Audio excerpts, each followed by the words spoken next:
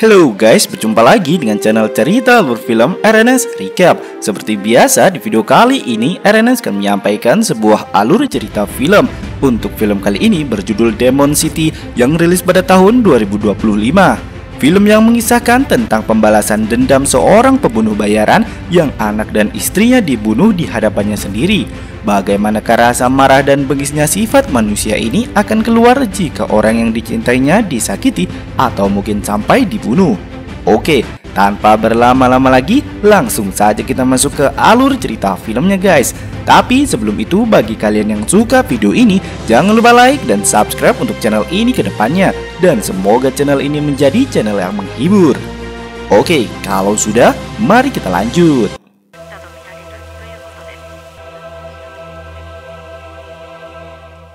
Diawali dengan sebuah prolog singkat, yaitu ketika manusia dikuasai dengan dendam, maka mereka akan menjadi seorang iblis yang bahkan lebih kejam dari iblis itu sendiri.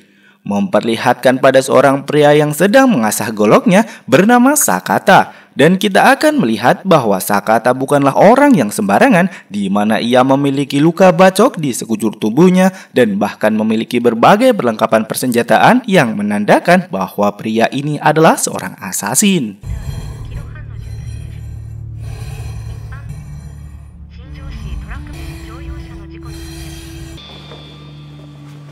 Setelah persiapan, Sakata pergi dengan mobilnya yang mungkin bisa kita lihat jika Sakata pergi untuk menjalankan misi pembantaian. Beralih pada sebuah markas mafia Jepang yang dipimpin Pak Botak ini yang sedang memarahi anak buahnya lantaran kerjanya itu tidak becus karena membuat orang-orang di daerah kekuasaannya dapat melakukan perlawanan sehingga Pak Botak pun menghukumnya dengan merobek mulut anak buahnya.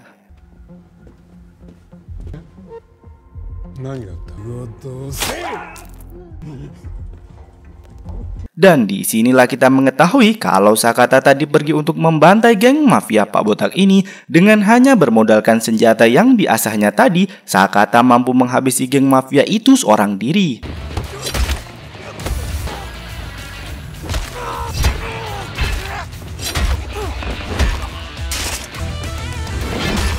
Pak Botak pun lari untuk menyelamatkan diri, tapi Sakata sudah mengganjal pintu dengan mayat anak buahnya. Dan tak lupa Sakata juga membunuh supir bos Botak agar tidak bisa pergi ke mana-mana. Tibalah Sakata berhadapan dengan tangan kanan bos Botak yang membuat pertarungan sama kuatnya. Tapi karena Sakata adalah pembunuh bayaran yang sangat dingin dan cepat, tangan kanan Pak Botak dapat dikalahkan dengan memotong tangan kirinya.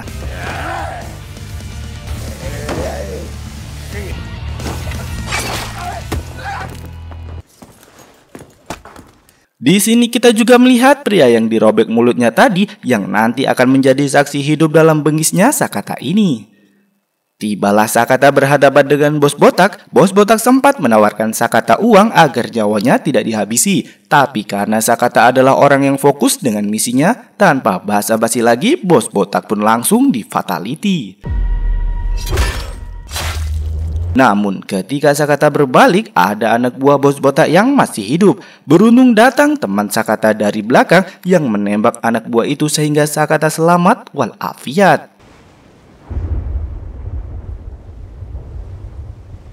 Di dermaga diketahui kalau ini adalah misi terakhir Sakata, yang mana sekarang dia mempunyai sebuah keluarga kecil yang mau tak mau Sakata harus keluar dari pekerjaan yang membahayakan anak dan istrinya itu. Nah, Sakata,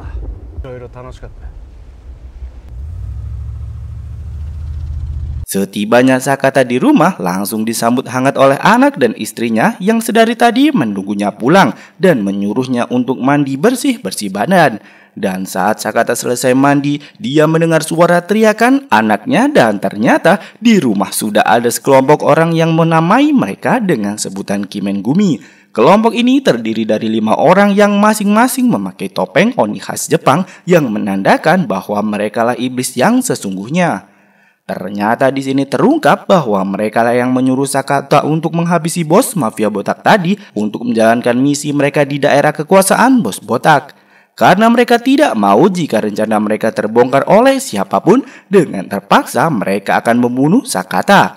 Tanpa basa-basi, mereka membunuh istri Sakata. Melihat itu, Sakata menjadi murka dan selanjutnya mereka lalu membunuh anak Sakata. Sakata menjadi sangat murka terlihat dari tatapan wajahnya. Sakata berjanji dirinya akan membunuh mereka semua, tapi selanjutnya Sakata juga ditembak oleh mereka.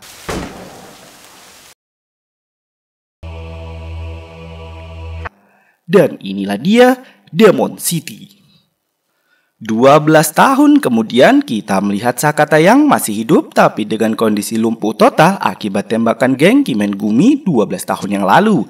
Sementara di tempat lain kita melihat wali kota Shinjo yang baru bernama Sonohara sedang melakukan sesi wawancara yang menandai kemajuan kota Shinjo dalam 1 dekade terakhir. Sonohara berencana membangun bangunan megah yang dinamakan Mahoroba, di mana di sana terdapat wisata surgawi dunia mulai dari mall, hotel, bioskop, dan kasino. Juga ada untuk menarik wisatawan untuk datang ke kota Shinjo. シアター、ショッピングフロア、そして日本初の本格カジノ。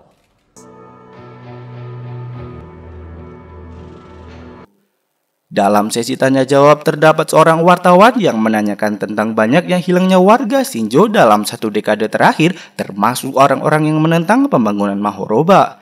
Sonohara mengatakan jika itu tidak ada kaitannya dengan Mahoroba karena kejadian tidak sesuai fakta dan bukti yang memberatkan tentang pembangunan Mahoroba ini.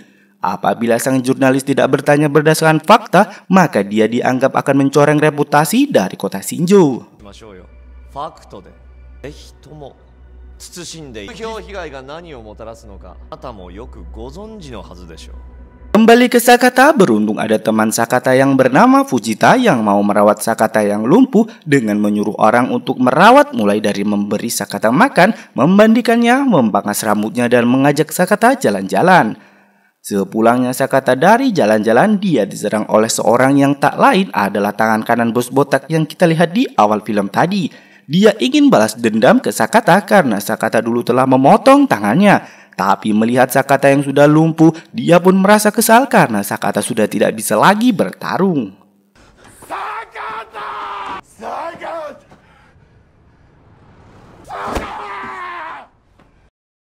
Kembali ke jurnalis tadi yang ternyata jurnalis itu memperoleh informasi yang tak lain adalah pria yang disayatnya mulutnya oleh bos botak tadi. Dia mengatakan kalau kelompok mereka diserang pria suruhan dari kelompok Kimengumi, yaitu Sakata, untuk menghabisi kelompoknya. Dan karena kelompoknya sudah tidak berkuasa, barulah proyek Mahoroba itu ada. Dan karena informasi itu, pria itu pun diberi uang sebagai imbalannya. Setelah menerima uang, dia melihat salah satu anggota Kimengumi yang menghampiri mereka. Jurnalis itu sempat lari, tapi karena tidak ada tenaganya, dirinya pun ditangkap dan dipukuli oleh pria bertopeng itu.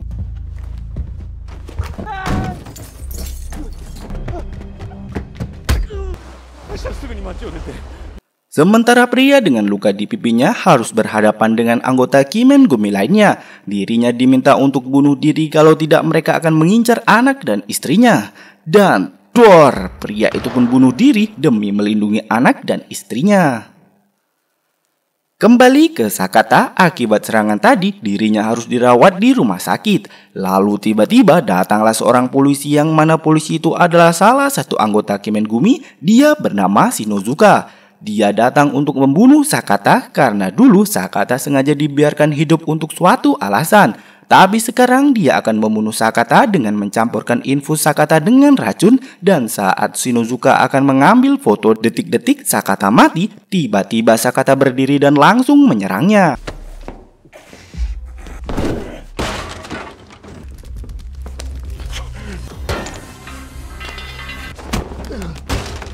Lalu tiba-tiba 2 orang polisi datang untuk melihat keadaan Sakata. Salah satu polisi mencurigai Shinozuka karena berurusan dengan Sakata. Dan karena tidak mau ambil pusing, Shinozuka langsung menembak anggota polisi itu. Dan salah satu anggota lainnya adalah sekongkolan dari Shinozuka. Lalu saat dirinya tadi menembak anggota polisi, terlihat ada dokter yang melihat aksinya itu. Dan karena tidak mau mempunyai saksi mata, anak buah Shinozuka juga menembak dokter tersebut. Dari belakang, Sakata bangkit kembali dan menyerang Shinozuka. Anggota polisi itu juga ikut membantu. Di sini Sakata berhasil melilitkan selang ke Shinozuka, tapi ketika Shinozuka mencoba melepaskan diri, tanpa sengaja dia menjatuhkan anak buahnya. Di sini Sakata masih mencoba membunuh Shinozuka. Tak menyerah, Sakata lalu melilitkan handuk dan karena kehabisan nafas, Shinozuka pun mati.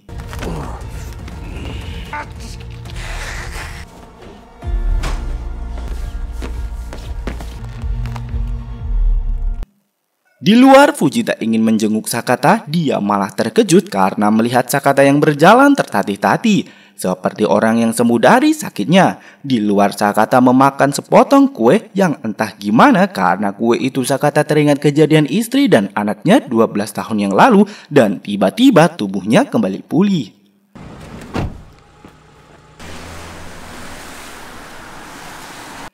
Kita lalu diperlihatkan dengan sebuah pabrik sampah yang mana pabrik itu adalah kamuflase dari pabrik narkoboy yang ada di dalamnya, di mana pekerja wanita di sana hanya mengenakan cawat dan BH dalam menjalankan pekerjaannya. Sungguh pemandangan yang tak biasa. Terlihat anggota Kimen Gumi lainnya bernama Ikkaku. Ikkaku sedang melepon anggota Kimen Gumi lainnya bernama Kanta. Kanta juga mempunyai bisnis gelap, yaitu perdagangan manusia. Kita lalu melihat Fujita berada di pabrik Ikkaku. Ternyata dia mengirim kantong dan setelah dibuka ternyata itu adalah Sakata. Setelah mengecek keaslian Sakata, mereka lantas membuang Sakata di pembuangan sampah untuk dilenyapkan. Ternyata di sini kita mengetahui kalau Fujita ini adalah teman sekongkolan juga dengan geng Kimen Gumi. Kembali ke dalam pabrik, ternyata kantung Sakata terbuka, ternyata Sakata masih hidup. Ternyata Sakata sengaja memalsukan kematiannya hanya untuk bisa masuk ke markas Ikkaku dan membabi buta. Sementara Fujita yang mau keluar, dirinya harus ditembak karena Ikkaku melihat kalau Sakata masih hidup.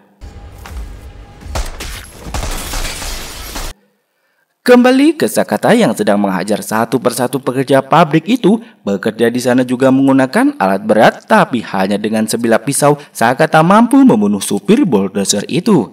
Sakata lalu harus berhadapan dengan senjata api, tapi karena pengalaman dan latihan yang baik, dengan mudah Sakata mampu mengalahkan mereka semua.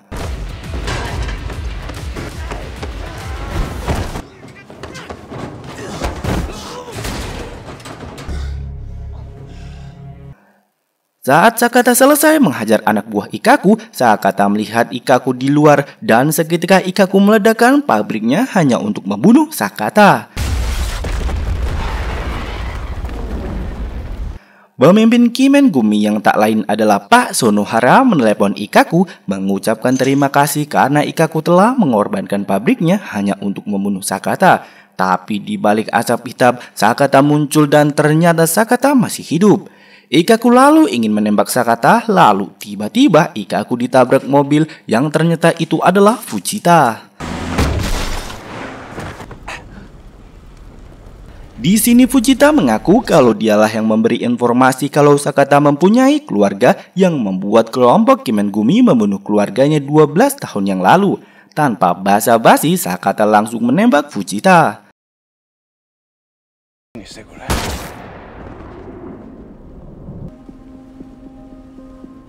Untuk mendapatkan informasi, Sakata menginterogasi Ikkaku hanya untuk mengetahui siapa pemimpin kelompok Kimen Gumi. Saat Sakata menghajar Ikkaku, dia ditelepon pemimpin Kimen Gumi dan memberitahu kalau anaknya masih hidup. Dan karena dendam yang sudah memuncak, Sakata langsung membunuh Ikkaku.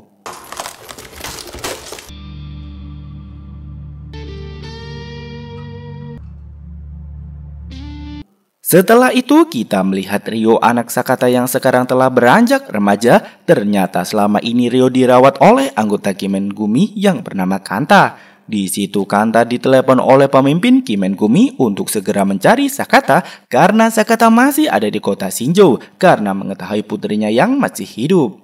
Kita lalu diperlihatkan kepala polisi Shinjo yang mana saat itu ia sampai di rumah. Terkejut ternyata Sakata sudah di rumahnya. Di sini Sakata ingin mencari informasi tentang Shinozuka yang dibunuh di rumah sakit tadi. Yang mana saat sedang mengawasi Shinozuka, dirinya melihat kalau Shinozuka dan anggota geng Kimengumi lainnya sedang mengeksekusi dirut perusahaan keamanan yang ada di kota Shinjo. Yang maka hal itu perusahaan keamanan juga menjadi keamanan Genung Mahoroba yang masih ada kaitannya dengan anggota geng Kimengumi.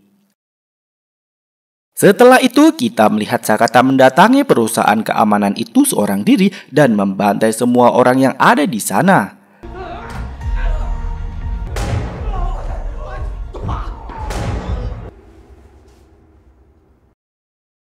Di gedung itu tanpa sengaja Sakata menemukan ruangan yang berisikan foto-foto Ryu saat masih kecil hingga tumbuh remaja.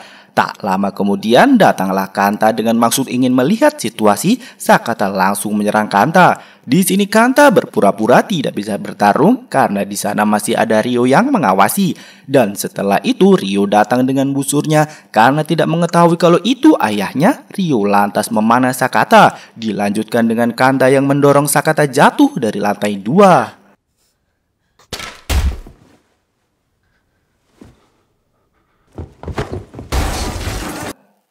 Di mana setelah bertarung tadi, Sakata dibawa oleh teman polisinya tadi. Di situ teman polisnya lantas mengobati Sakata dengan mencabut anak panah dan memberinya disinfektan agar tidak infeksi. Saat sedang repot itu, Takegawa ditelepon nomor yang tidak dikenal yang tak lain adalah Sonohara yang meminta Sakata untuk pergi ke Gunung Mahoroba kalau dia ingin melihat putrinya lagi.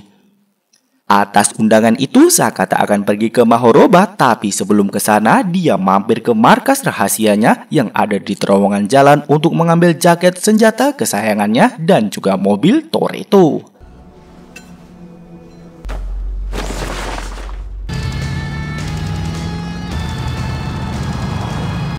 Diawali dengan mengelabui penjaga yang ada di sana dengan mobilnya. Di balik pintu muncullah Sakata yang langsung menghajar mereka satu persatu dengan hanya menggunakan senjata manualnya. Sakata mampu menghabisi mereka semua.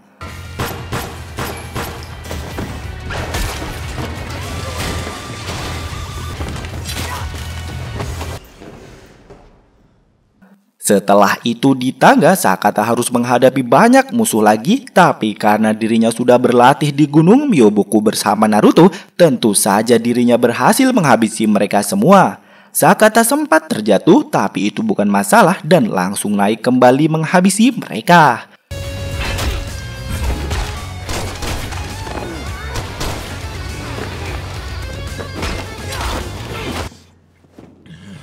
Pertarungan di tangga membuatnya sempoyongan dan harus berhadapan Kanta yang masih 100% fit. Di sini Kanta tidak terima karena dialah yang membesarkan Ryo dan Ryo akan dijadikan pelampiasan nafsunya. Mendengar hal itu, Sakata tidak terima dan langsung menyerang Kanta tepat di matanya, yang karena Kanta sudah menjadi dakjal buta mata kanannya, dan dari belakang Sakata langsung menghajar Kanta.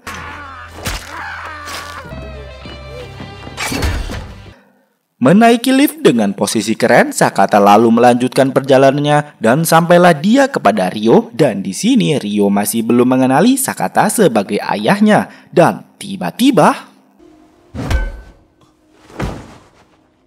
Sakata lalu dibawa ke hadapan Sonohara, yang mana di sana dia ingin melihat Sakata menjadi iblis seutuhnya, atau jika tidak dia akan memenggal kepala Ryo untuk memancing Sakata. Lalu tiba-tiba Takegawa datang dengan senjatanya dan menembaki orang-orang yang ada di sana. Di saat itu Sakata berteriak kepada Ryo yang tak sengaja kejadian itu mengingatkannya kejadian 12 tahun yang lalu, yang maka hal itu Ryo pun ingat kembali kalau Sakata adalah ayah kandungnya. Untuk berhadapan dengan Sonohara, Sakata harus berhadapan dengan anggota Kimengumi yang mengenakan topeng merah. Dengan menggunakan senjata manual masing-masing mereka bertarung dengan sengit. Tapi di sini terlihat Sakata yang sudah kelelahan karena dari lantai bawah sampai lantai atas dia bertarung terus-menerus. Di sini Sakata benar-benar menjadi iblis, walaupun dihajar habis-habisan dirinya masih bangkit kembali. Tak mau kehilangan semangat, hanya dengan satu lemparan anggota Kimengumi itu dapat dikalahkan.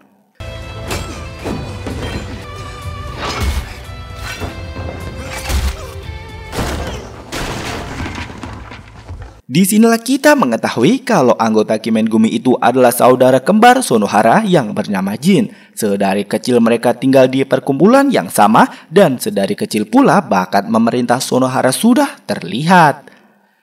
Kembali ke Ryo yang sedang pergi dari tempat itu karena dia mengingat pengorbanan Sakata dalam membunuh geng Kimengumi, Ryo pun kembali menyusul Sakata. Kembali ke Sakata yang akan berhadapan dengan Sonohara. Tak lupa Sonohara memakai topengnya untuk membunuh. Dan inilah dia Sakata melawan Sonohara. Sempat terjadi kesenjangan tenaga yang mana Sakata sedari tadi bertarung melawan Sonohara yang masih bugar walafiat. Di sinilah kita melihat Sakata yang kehilangan tangannya. Walaupun hanya dengan satu tangan, Sakata tidak menyerah dan terus mendekat ke Sonohara. Tidak dipungkiri Sakata yang berlumuran darah dan kehilangan satu tangan masih terlihat bengis, yang maka dari itu Sonohara pun mengakui kalau Sakatalah iblis Shinjo yang sesungguhnya. Dengan satu kali gerakan menyerang, dia mampu menebas Sonohara tepat di bagian kepalanya. Disinilah Ryo pun hanya terdiam melihat aksi ayahnya itu dan tiba-tiba Sakata ditembak oleh Kanta yang sudah kehilangan satu matanya masih mengharap Ryo kembali kepadanya. Tapi Ryo sudah tahu kalau Kantalah yang membunuh ibunya. Dari belakang Sakata bangkit dan langsung memfataliti Kanta.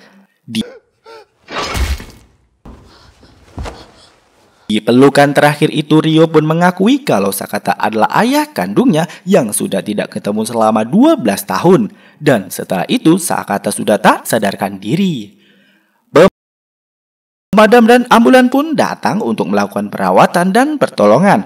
Terlihat Ryo berada di mobil ambulan saat petugas melakukan evakuasi mayat. Terlihat Sakata yang masih tersenyum.